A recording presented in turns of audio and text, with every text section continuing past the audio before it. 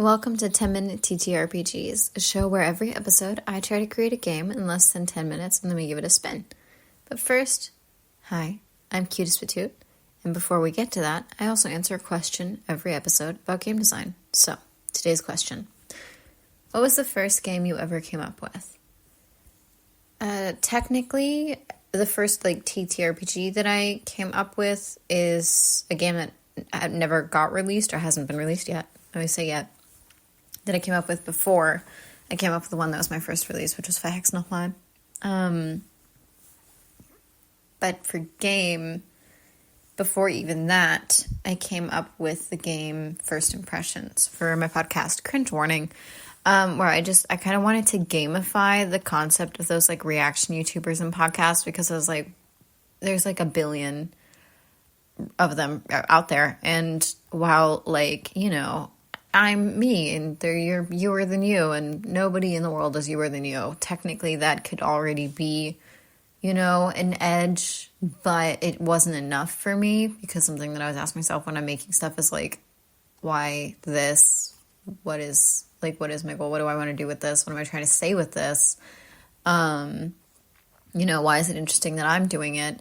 And so instead of just straight reacting to shows, I wanted to gamify it. So I came up with parameters the rules, which is I can't know anything about the show before I watch it. I Google the characters. So I Google show title characters, Death Note characters, or I don't know, because they're not me characters, on Google. And I do that on air. So everything is live. And I react only to the first ones that Google shows me, and only to the ones that have pictures. So I get to make one, max two assumptions per character of what their personality is going to be what their function is going to be in the show, based on literally nothing but their name and image. And I make one assumption maybe about the plot of the show, what type of show it is, what's the goal, what's the big premise of the show. And then I write them all down. I share them out loud with the audience as I'm recording. And then I watch the show and I record my thoughts and reactions live to not only the show, but to how right or wrong I am. And afterwards, I score off what I had right and wrong based on the info I got from watching the pilot episode. So if I made 10 assumptions total and I got 5 right, and maybe the other 5 were either blatantly wrong or not proven right, then I got 50%. And the score parameter for winning, the win condition, is to get over 50%. If I get over 50%, then I won. If not, then I lost. I have noticed in a few years of playing this game now that I love the shows I do the worst in. So the ones where I was 0% right, or I had one guess correct or whatever. Those are the shows that I loved the most. And the ones that I fucking hated were the ones where I got the highest percentage correct. I've never been 100% correct. I will say that. I've literally never been 100% correct so far about a show. But the closer I get to 100%, the more I'm I hate this show. I don't like it. And my favorite ones have been the ones where I was completely off. I've also played this game with other people, as guests on the show. And I've had guests on the show. Usually this is what I would do between the guested interview episodes, but instead as a bonus, I've recorded a few with guests, and it was really fun. It really added a competitive edge, and it was really cool to see how we had different expectations and different assumptions we made based on the characters, based on the plot. I've also never won against a guest, which is just an interesting thing that's happened. But technically, that's the first real structured rules, everything game that I came up with, if you don't count being a kid and coming up with God knows what. So yeah, that's the first one. I had to sit for a second also and think of what games have I come up with? Because I've come up with so many, but I was just what is the order of them? They kind of blend together a little bit. So for everyone who's listening who might be new, for the rest of this episode, I'm going to grab a random game title from a generator. We hate AI in this house, by the way, so these are old school generators, and the first one we used was this indie TTRPG generator that somebody created as an itch.io product, which is where we host indie games. And today we're going to use this absolutely old one It's a .php. Everybody who has played, everyone who's played D&D will probably be familiar with this one. Who's played a little pretend game or been a writer is probably familiar with this. It's a really old site called Fantasy Name Generators. I specifically wanted to try this one today because it's so different, and it just, I wanted to show you guys that, like, you can just, whatever title, whatever prompt, if you can't come up with something on your own, you just want to get into the practice of it, you can use whatever. So this is a book title generator technically, and we're just going to see what it gives us. The link is in the description. So we're going to go through some set questions together after we get this random title, and we're going to create a game from scratch in less than 10 minutes. And you can also, because it's the whole point of this show, is that I'm going to be doing it. You can watch and listen to me do it. You can also think, how would you answer these questions differently? What would you come up with? And also I want to know, I want to see, please share with me. So today we're going to be using fantasy name generators. And the link is below, and we're just going to hit it. We're going to see what happens. So I'm going to hit the clock at 10 minutes afterwards. So I'm just going to pull it up on my iPad real quick. And again, remember, I want to see what you come up with. So make your own games from the prompts, and please share them with me at the Cutest Pursuit on Twitter. And I will feature it on my socials, okay? Is everybody ready? All right, let's go. Get names. I put horror because it says to pick a genre, and I was like, let's pick horror. Let's do horror. And the first one is Don't Go Following Me. Don't Go Following Me. Ooh. I love an imperative. I love an imperative title. Okay, we're going to hit start. Oops. We're going to hit start on the 10-minute timer now. Okay, so the questions that we've got are, yes, thank you for refreshing my Word document. All right, so today's game is Don't Go Following Me. All right, let's say this is a horror, maybe. Yeah, I think maybe a thriller. Let's say thriller. I'm feeling thriller because I don't really know, because I'm not gonna lie, sometimes I have difficulty differentiating between horror and thriller, because if I'm terrified, I'm terrified. I don't really care if it's because of the suspense or because of what's happening. So let's say like thriller, maybe horror game. And let's make it a single player solo. Let's make it like a solo RPG. So like something that you would play either by recording yourself out loud or by writing it down, kind of journaling through it. Okay, so the first thing to do is determine the premise and the win condition. Okay, so the premise is the premise versus what's the end game and where do you start? So I think you're solo, you're a person, so you have to come up with a character. So it's going to write down as a solo, and then I think it's thriller. I think you are doing something, and you do not want to be followed by anybody, period. Nobody can witness what it is that you are doing. So that means context is important. It's important of who you are will kind of determine the storyline. You don't want to be followed. You're doing something suspicious as hell, for you at least. And I think being followed is a risk.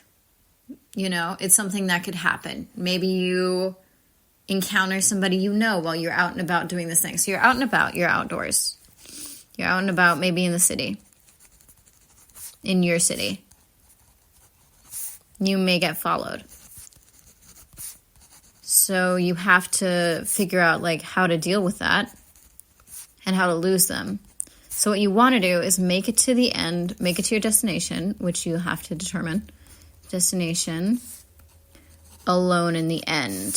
So if you get followed, you need to lose them again. So you need to deal with that, deal with being followed, and you need to lose them again. But ideally in a way where it doesn't infect the rest of your life, because your end goal is to make it to your destination alone, successful, without, so you want to get there successful, you want to be there alone so that you can go back to your normal life. So this is maybe something that's very out of the ordinary for you. So you need who you are, what are you doing that's so suspicious, why do you have to be out in the middle of the night? So it's it's really late. Let's say maybe you leave the house at 11 p.m. Oh, maybe we can make it timed. So you can only play this like within an hour. So like from 11 p.m. to like midnight. You have until midnight to get from where you are to a destination. And you figure out, so we need who you are, what are you doing that's so suspicious? Why are you doing it? These are things that can maybe be rolled. So that's like, how do you get there in like GM or no GM? I think no GM because it's a solo. And then how do you get there? Let's keep it simple. Let's use a D6. For a second there I was like D10. I was like, well, D10. Actually, let's use a D10.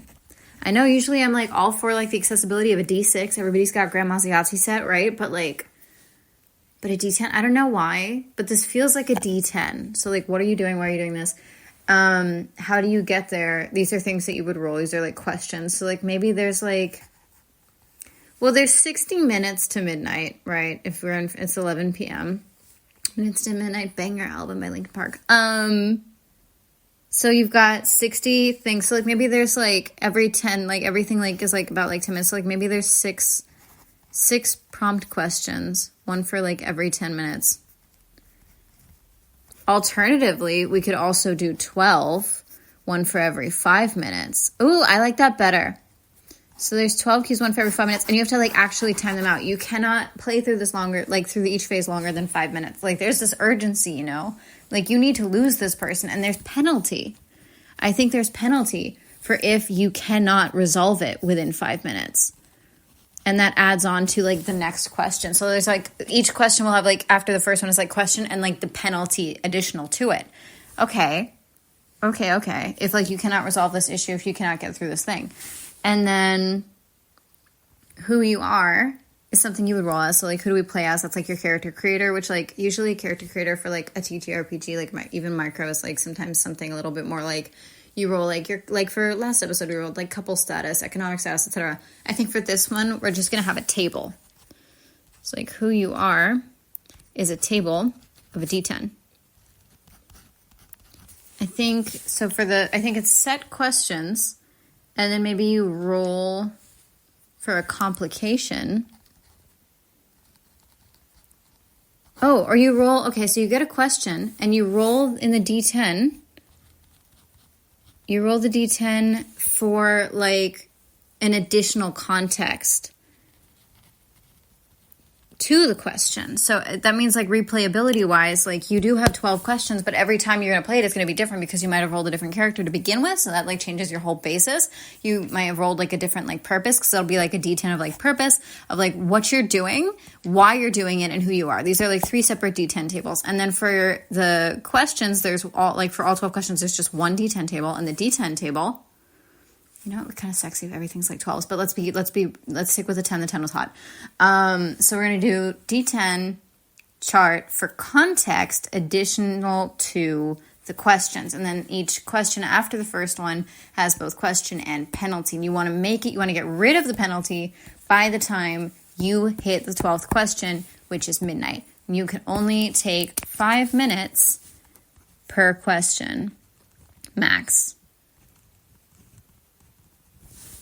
Ooh, I like this. I feel thrilled.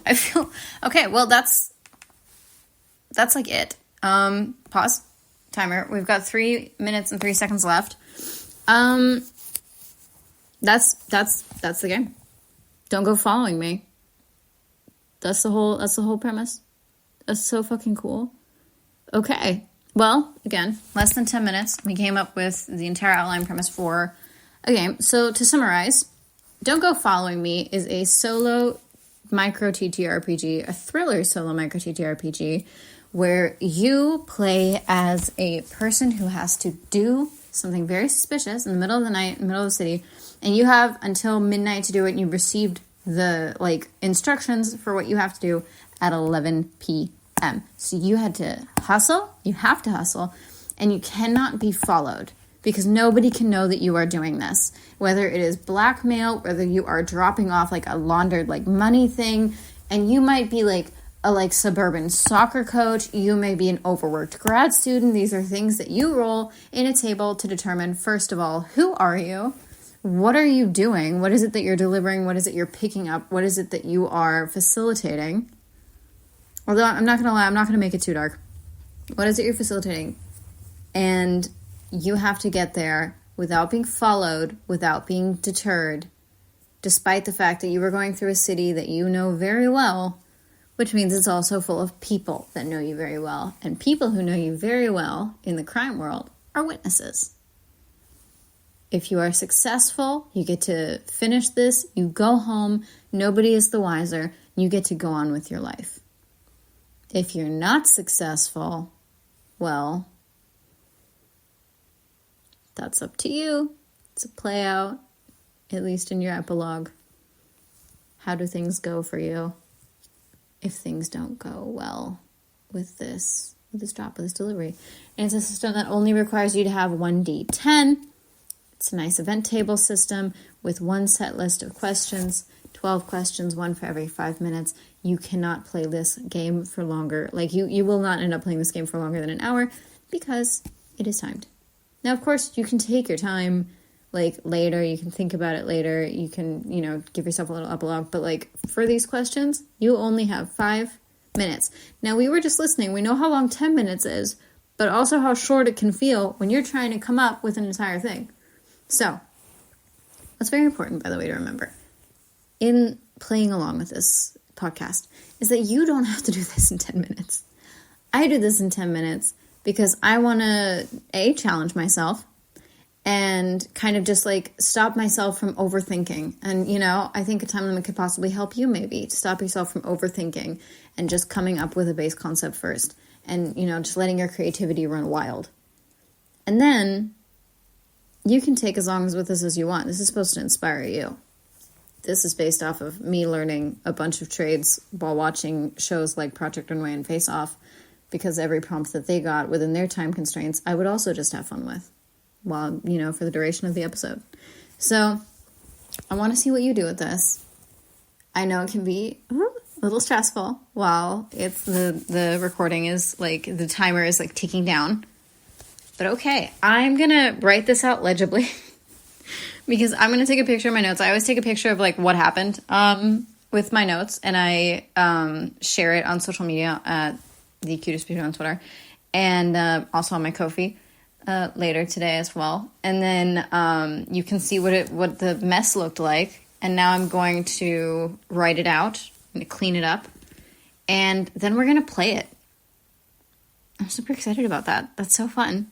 This is such a cool game. I can't wait. I've been on a little bit of a journaling kick lately, so I'll see you in a minute.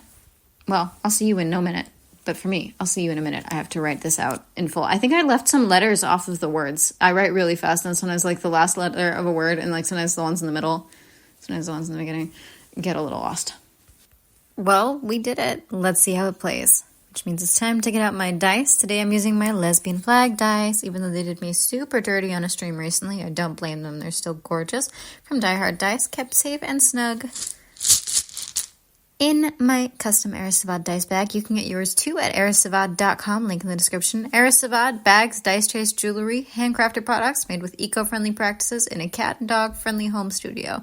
And if you head on over to @StitchedByAris on Twitter, you might get to catch some cute pics of the adorable fuzzy friends yourself. Okay, now this format might be familiar to you if you listen to Quick Start, which is another show of mine. We are going to make a character in the system, and then we're going to play around and see what kind of story comes out of it. Oops, I already rolled a dice accidentally. I wasn't even playing yet. All right, so we're going to play for a bit. We're not going to finish the game. We're not going to play a full game because that would be probably quite a while. Well, it would be 30 minutes. So we did make some slight shortening changes in that I got rid of the context table because it really wasn't necessary. It was already a very full game in itself. Just the story was compelling enough. And that's pretty much it. So we've got Don't Go Following Me, a timed thriller solo TTRPG. I made it 30 minutes instead of 60. And you would still you roll a d10. So you need a d10, 30 minutes, something to write or record yourself with. And now we're going to determine who we are, what we're doing, and why we're doing it. So let's roll a d10. I rolled an 8. The first chart is who you are. So in the 8, I am a frazzled grad student. That is not far from the truth. And I have to deliver, let's see what that says, 10. I have to deliver letters proving an affair between my country's leader and a foreign dignitary. Oh, girl, that is above my pay grade. And why? So, I am a frazzled grad student. I have to deliver letters proving an affair between my country's leader and a foreign dignitary because... Oops, that almost went into my bag of gummy bears. Because... 10. Your amicably parted ex was involved with them, and that goofy delusional romantic still had your photo in their wallet, so they're making me deliver. So you're making you deliver this in exchange for sparing their life. Ooh. To summarize, I am a frazzled grad student. I have to deliver letters proving an affair between my country's leader and a foreign dignitary because my amicably parted ex, who I then implicitly still very much care about, was involved with them, the criminals, and that goofy delusional romantic still had my photo in their wallet, so they're making me deliver this in exchange for sparing their life. I found all of this out right now in a note that says, 12 a.m., you know the place, you know what to do, come alone. And I do know the place, I do know what to do, but I only have 30 minutes till midnight. Good luck to me. All right, so when you play this game, you'll be timing it. You have 5 minutes per question, including the time it takes to read out the question, roll things, etc. That's, supposed to be a little thriller. You're pressed for time. Because this is just a sample, we're not going to time it right now, but I will be going, gonna try to go, fast, speed, lightning. So the first question has only one option, no alternates. Every other question has alternates. So 1, leaving your home is either the easiest or hardest thing you'll do tonight. Roll 1d10. Evens, it's the easiest. Odds, it's the hardest. Why? If it's an odd number, congratulations, someone is following you. Who and why? Advance to 2b. If it's even, you have no follower and advance to 2a. Okay, well, let's see what it rolls. Oops, again, I almost rolled into my gummy bears. I rolled a 6. Okay. I rolled a 6, so that is even. It's the easiest thing I'll do tonight. Why? I live alone. That is why. I live alone. It's very dark. I'm a grad student. I'm kind of frazzled. I'm assuming it's maybe finals time. It's quiet. I might even be the only person. I might live in a dorm and everybody is home for break and I stayed to study. So it's easy for me to leave because nobody is in the building. So I advanced to 2A. Rushing to the car, you realize in your hurry you forgot your keys inside and you can't risk going back in and losing any more time. But my neighbor, well, they have this awful habit of forgetting their keys in their car. And they park next to me. God, I've never stolen a car before, but then I'm doing a lot of things I've never done before now. Roll 1d10. If it's even, I succeed in stealing their car and head out my way. How does that feel? Advance to 3A. If it's odds, I get caught by that neighbor. I have to talk my way out of it. It's not what it looks like. It's, shit. You have to turn this around, and the best way to do that is to eschew suspicion by getting them to drive you somewhere that is not your final destination. What do I tell them? Where do they take you? Okay. Let's see what it is. Shit. That is a 7. That's odd. That means, okay, so I have one neighbor who I guess is still home, but probably turned in for the night. It's late. I'm going to try to steal their car. I'm trying to steal their car. They have their keys in there just like I thought, but they also, because they know they won't remember to always get their keys, installed an additional lock on the door, and the alarm starts going off the moment I open it, and I can't turn it back off.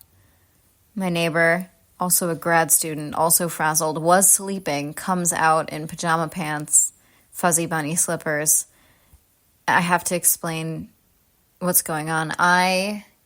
My car broke down, and let's assume I have this letter. I have this stashed in my jacket pocket, and I am freaking out. I left one of the servers that needs to do maintenance. I left it on when it is supposed to be off, or else it will update too much and the data will be wiped for mine and the presentations of so many others. Let's assume the university campus is closer to my target than I am right now. So I managed to talk them. I mean, they understand, they get it. I'm frazzled. We're in two different things. They're a humanities major. They have no idea about computers, which is great because I have no idea what I just said. And they understand. They decide to take me. I said I was just going to take it. I'm so sorry. I'm just so frazzled. And they're like, you know what? I understand. I will take you. It's just a quick drive. It's a less than 5-minute drive. We got to go. Okay. So that means that I advance to 3B because they are now with me and I need to be able to lose them again because they are just thinking that I'm going to go and turn it off real quick and then come back. And also I need to continue going and I need to figure out where to go. So rolled again and that is a 20. So let's go. Let's go first to 3B. So 3B. First things first. Let's see. Oops. Did I skip one? Did I know? No, I didn't. Okay. 3B. First things first, you can't deliver without the deliverable, and you can't get caught looking for the deliverable, and you need to lose your tail. Did I do 2-1 or 2B? No, I did 2A. I need to not get caught looking for the deliverable, and I only have 15 minutes until midnight. You got there successfully, but you lost it. Okay. Oh, God. Okay, so we arrive at the university. I rolled a 20 now, which means that I rolled an even.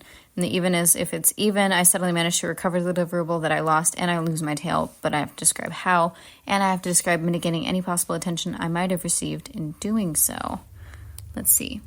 I see what happened. I skipped a line. I skipped a line when I was reading.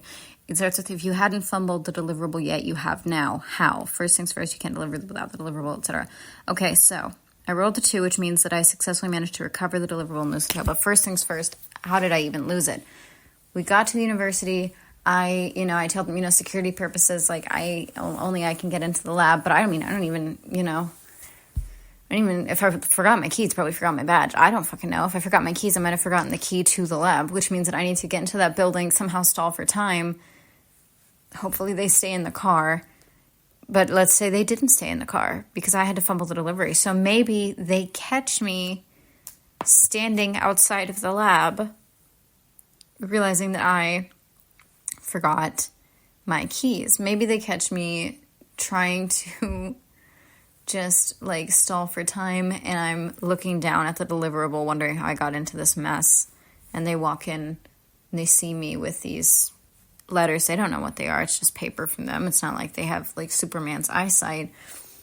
But I fumble it, I drop it, and I drop it as the door to the lab opens and one of my fellow students comes out. It's somebody that I've worked with before. They pick up the deliverable for me because they're just folded up as letters, and I have to get it back, but without making it a big deal, without them asking what it is, without them looking at what it is.